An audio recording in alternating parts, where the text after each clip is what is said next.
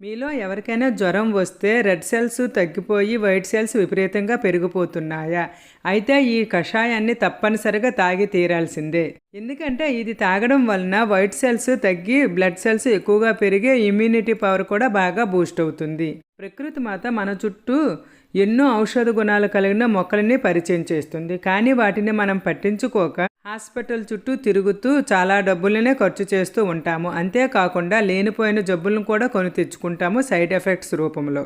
ఈ వీడియోలో చూపిస్తున్న మొక్క మీ అందరికీ తెలిసిందే. దీని పేరేంటో నా కామెంట్ సెక్షన్లో కామెంట్ చేయండి. ఈ ఆకులని ఒక 4 తీసుకుని శుభ్రంగా కడిగి స్టవ్ పైన ఒక బాండీ పెట్టి అందులోనే గ్లాసుడు వాటరు, 4-5 ఆకులు, 2 దాల్చిని, చిన్న అల్లం, 1/2 టేబుల్ స్పూన్ జీలకర్ర కూడా వేసి బాగా కలిపి ఒక 5 నిమిషాల పాటు మరగనివ్వాలి. ఇలా మరగడం వలన మనం వేసిన ఇంగ్రీడియంట్స్లో విటమిన్స్, మినరల్స్, ఐరన్స్ పుష్కలంగా ఈ వాటర్లోకి చేరుతాయి. ఇప్పుడు ఈ వాటర్ని వడకొట్టుకొని గోరువెచ్చగా ఉన్నప్పుడు కాస్త తేనె వేసుకొని త్రాగితే సరిపోతుంది. పెరుగుతున్న వైట్ సెల్స్కి చెక్ పెట్టేయవచ్చు. ఈ వీడియోని మీ ఫ్రెండ్స్ అండ్ రిలేటివ్స్కి షేర్ చేయండి.